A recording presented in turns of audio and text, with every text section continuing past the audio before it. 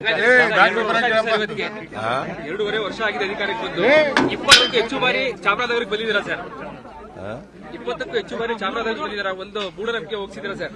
ಚಾಮರಾಜನಗರ ಕಾಲಿಟ್ಟರೆ ಮುಖ್ಯಮಂತ್ರಿ ನಾನು ಮೂಢನಂಬಿಕೆ ಮೌಢ್ಯಗಳು ಕಂದಾಚಾರಗಳಲ್ಲಿ ನಂಬಿಕೆ ಇಟ್ಕೊಂಡಿಲ್ಲ.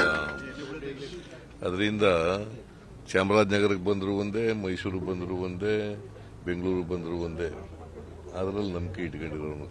ಕರ್ನಾಟಕದ 31 ಜಿಲ್ಲೆಗಳಲ್ಲಿಗೂ ಕೂಡ ಹೋಗ್ತೇನೆ, ಬರ್ತೇನೆ.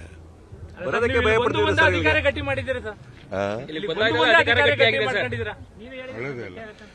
ಸಿ ಮೂಢನಂಬಿಕೆಯಲ್ಲಿ ನಂಬಿಕೆ ಇಲ್ಲ ಅಂತಂದ್ಮೇಲೆ ಇವೆಲ್ಲ ಪ್ರಶ್ನೆಗಳು ಬರೋದೇ ಇಲ್ವಲ್ಲ.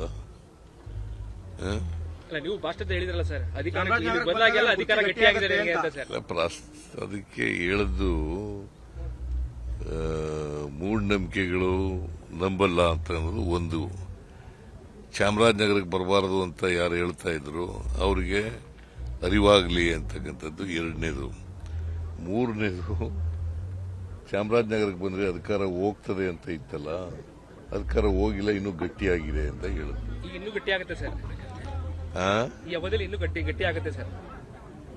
ಗಟ್ಟಿಯಾಗಿರ್ತದೆ, ಈಗಲೂ ಗಟ್ಟಿಯಾಗಿದೆ, ಮುಂದೇನೂ ಗಟ್ಟಿಯಾಗಿರ್ತದೆ.